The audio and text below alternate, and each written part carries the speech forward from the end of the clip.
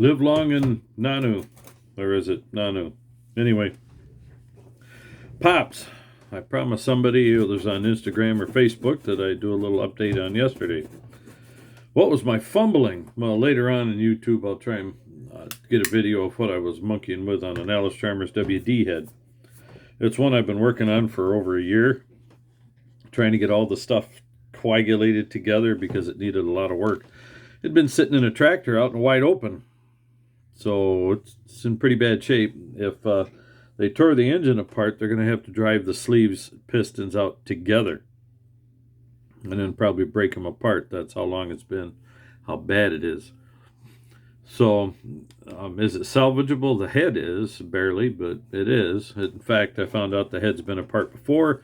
They lost parts and put some substandard parts in and ignored other parts. And there's a little spring cup at the bottom that protects the spring in the head, and it helps keep the spring from dancing around, which on this engine's kind of irrelevant. 1600 RPM, 18 tops. But I just happened to have a spring shim that was cupped almost the exact size and set right down on there perfect for this engine anyway. It has a couple of the, how can you say it, the rotators. No, one of them shot, and one's workable but not very well, and the other two are okay. And they probably should all be replaced.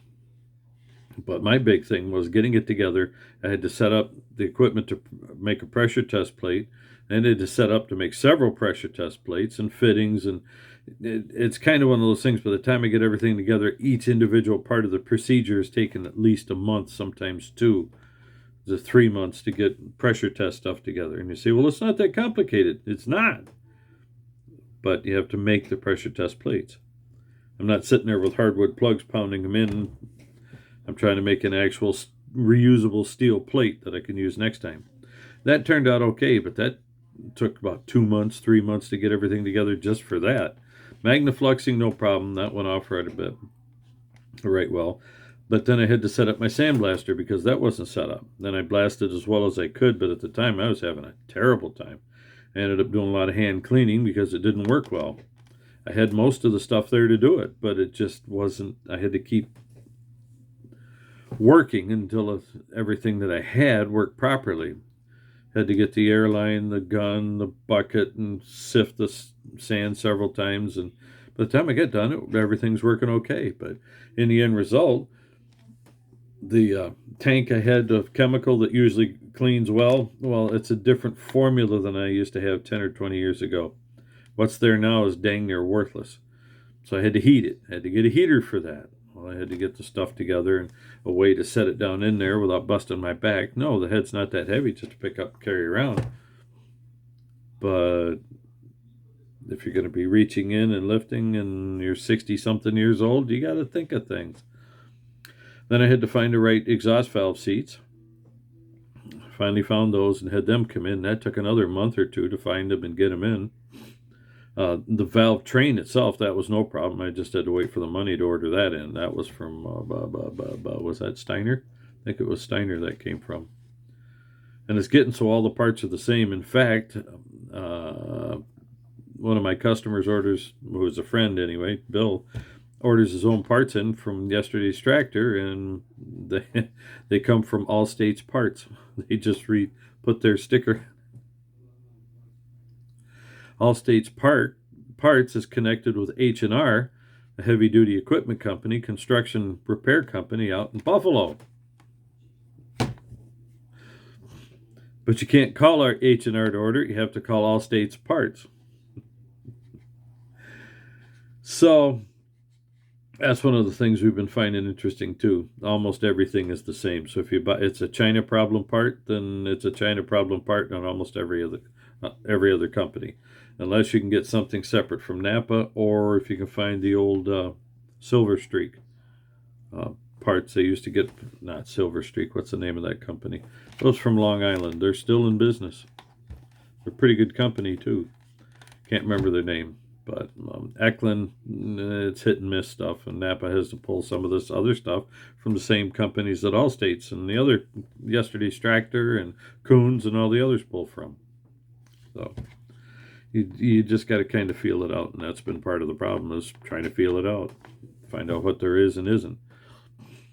So, but I had the valve kit was easy to get in, got it all in there, and then I started resurfacing the head itself. That you'd have to take 30 or 40 thousandths off that head. So I put it on the platen sander and kept turning it and working it, and probably took off 10. But it cleaned it up, made it nice and flat, and the fire rings have a good solid purchase on them, because I think I had an old head gasket from it. So that turned out fairly well. What else do we do? Well, I had to weld the end ports where the exhaust port is on the ends of the head. Yeah, usually the manifold rots out. The head went with it on this one, because it comes up to a thin rim on the end, on the casting, instead of being a full, solid, flat surface. I don't know why they did it that way. It's just they did. And because of the water and the crap in there over the years and the acids and oxidation, it rusted the head 1/8 of an inch on one end. 1/8 of an inch. Well, you know the exhaust had something to do with it too, because if you mix old exhaust particles and such, the particulates with water and other stuff and the elements in the air, it ate the head with heat, stuff blowing out of there, and with the crap.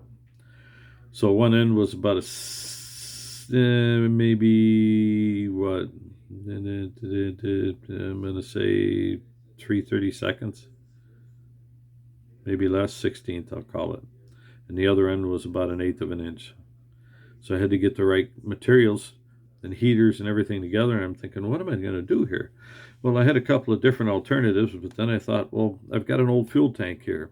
Wanted to build a heater inside the tank, so at least it'll hold some of the heat. And I thought, well, yeah, but for holding 800 degrees, and then I kept looking around and found a nickel rod that only wants 200 degrees preheat. And it runs like bread and butter. If you start it immediately on something else, start it on steel, get it all struck, and get it running a smooth bead, and it doesn't take much to do it, but it'll stick a few times. Get it broke loose in welding, and then hit the head while the tip is still warm, and you can weld a beautiful bead. Beautiful bead. The more continuous, the better. And yes, you don't want to run much more. It's preheated. It can take it, but you want to run an inch or two and then stop and hammer it and peen it immediately. Moderately. You don't want to go whaling on it, and you don't want to just tap on it. You're looking to deform the metal so that it spreads and actually pushes.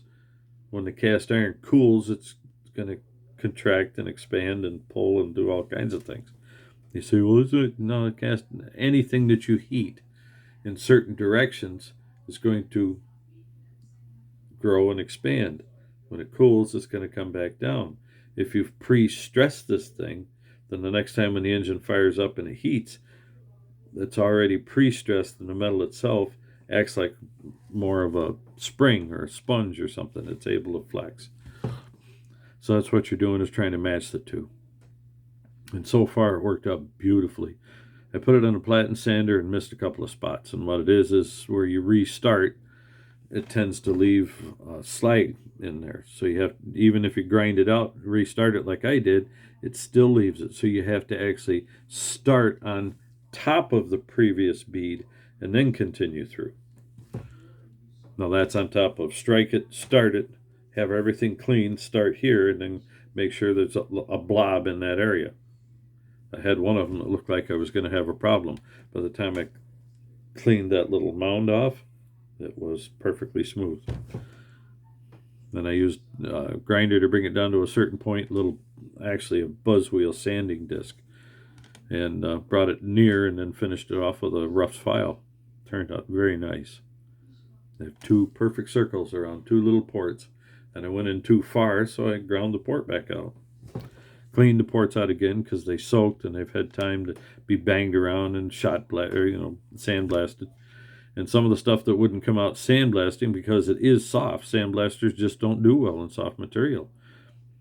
So unless you really have high flow rates, etc., etc., I'm running probably 70 pounds, 60 pounds of pressure, because most of the time that's all it needs. And if you turn it up, it may or may not help. So basically it's mechanical cleaning with that kind of rust and fluff, and some of the scale it'll take right off, but that's good hard scale, cleans it right up. So later on I've got the wire wheel and ran that up in there, rethreaded all the holes. Then later on I'm going to do another video on here on helicoils and what some of the problems are with helicoils, because I had to fix several of them on this thing. Well, yeah, I had to fix all of them, but I think one for sure, I can't remember if I replaced the other one or not. I think there were 2 holes I replaced the helicoils in. So there's a lot of stuff that has to be modified in a lot of ways. I've got 2 little jigs for drilling, where if you're drilling, one has a magnet. It's designed to start a tap over here, but I do believe I can put a drill bit in it. I think it's a drill chuck. And you can start a drill to go down through the hole, and it'll start you 90 degrees. You don't have to guess. So that was something that I bought. It's magnetic, so you still have to be careful because it's a regular base for a dial indicator. But it's a start, a good starting point. You have 90 degrees. You say, well, it's probably Chinese and ain't perfect. No, but a few degrees off one way or the other isn't going to hurt it. I bought another one for the task, but it has a bit funky base on it, and no. It's one of those things, if you're drilling holes through a plate and you can set it on there and clamp it, now it'll drill. But if you clamp it wrong, you got a problem. So all it does is start a drill properly. And that might work for certain kinds of tapping, but that's a whole nother story. But those are the things I was fumbling with there. It's clean, even re-cleaned the holes, blew it all out, got it set, oiled. And other than the couple of, well, the one intake spring retainer on the valve spring is not the one that belongs there. It's serviceable. It'll work fine. But the valve spring is down, like 3/32, eighth of an inch. There's plenty of room for it, but it's kind of odd. But it'll work. And the collapsed rotators, they'll work too. There's no reason they won't. But it's just something you have to keep in mind. If you decide suddenly that you want to take that tractor out and plow the back 40, not necessarily a good idea. Plow your garden? Fine. You make a 100-foot swipe at the most and go back and forth a few times, you're never going to hurt it. So, and it has SBI valve seats in it, SB International. So I'm not too worried either way. But that's the conclusion I've come to on that. It's a serviceable head. I can't seem to find any other parts for it. I sent out to Rusty Acres out there near Sacramento, California, and see what those folks can come up with. I had got some parts from them for VAC case, and they were nice enough that if I bought certain parts, and I can't remember what they were, he had some used bearings that he sent to me. On top of that, I think for a couple of bucks. I mean, it was all reasonable. We're years ago now, probably 15 plus years ago for the VAC, and I still haven't got that engine together. Sorry, bud. I planned to, but plans got pulled apart bad. And at the same time, I was able to do some crack repair on that block. So when I found ways to resurface the top of the block after doing the pinning and the crack repair, because it cracks, things pushed up and pulled out. Well, I pinned them, got them back together. Now you got a high spot. You clean the high spot off. Well, now you have to clean your counter bore. There's a lot of stuff that goes in with these things. And then I found out that the sleeves have already been wearing in that oddball position. So you put a sleeve in and turn it, and it has a high side that comes all the way around. Yeah. Otherwise, the 5 thousandths that I took off would actually help the situation. Nope. So there's a lot of stuff I'm learning as I go along. And there's things that I'll learn to figure out how to do it by hand eventually. But I'd like to get myself one of those cheap little drill. Well, I've got a ridiculously accurate old Walker Turner drill press. So that part of the problem, boring holes, is pretty well solved. I just have to have jigs to hold whatever I'm drilling into on the drill press. But I need things to actually build stuff, or manufacture or rebuild parts, I should say. It might be a valve from another tractor that's identical length. The valve keeper might be, but the head's the wrong diameter, that kind of stuff. Or maybe if I tool it right, I can cut the valve lock groove and cut the end of the valve off and build a valve for somebody. It's that kind of thing I'd like to get into later on, but for now, I'm just happy I can do a decent valve job and resurface most heads. Not all of them, but most. Now the long 6-cylinder engines just don't go well. They won't fit in my platen sander. But I do have the straight edges and be able to clean the surface off so that it'll be a serviceable head. Now I had a guy that was international diesel engines, 414s, 436. He did not want anything resurfaced if not absolutely necessary. If the book allowed 7,000ths warp and 3,000ths, 4,000ths twist, and you were at that spec or below, do not touch his head. So we cleaned the surface off to give it a rough RA that it desired, getting back in service. Yeah, if I tell you how, some of you will go berserk. But he was happy because he never had a failure either. So you can gripe that you don't do things on the proper high-speed mill. You're correct. But at the same time, if you're milling cylinder heads, especially direct injected diesels, you'd be better off with a platen sander, buddy. Because there's too many times they'll shave heads 15,000ths, 10,000ths.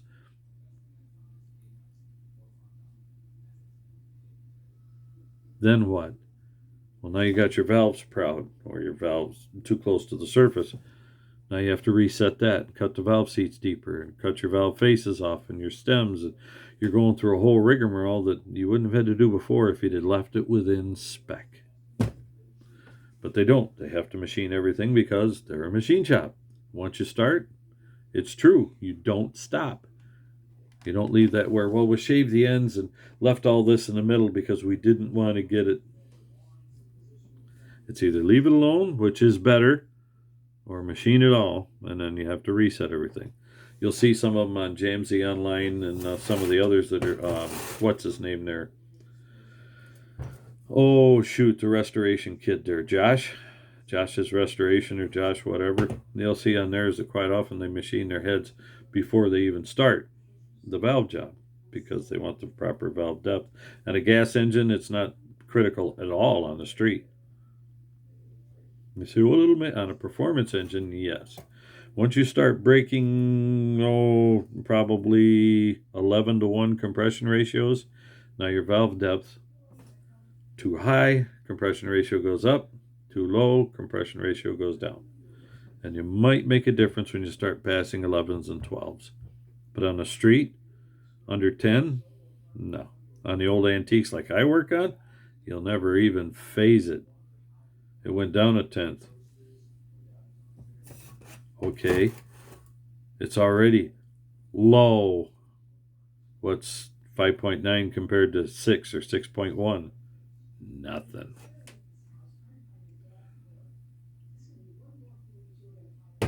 And if you shave off one of those heads too far, it doesn't care. There's huge spaces in there on the industrial, commercial, and farming gas engines.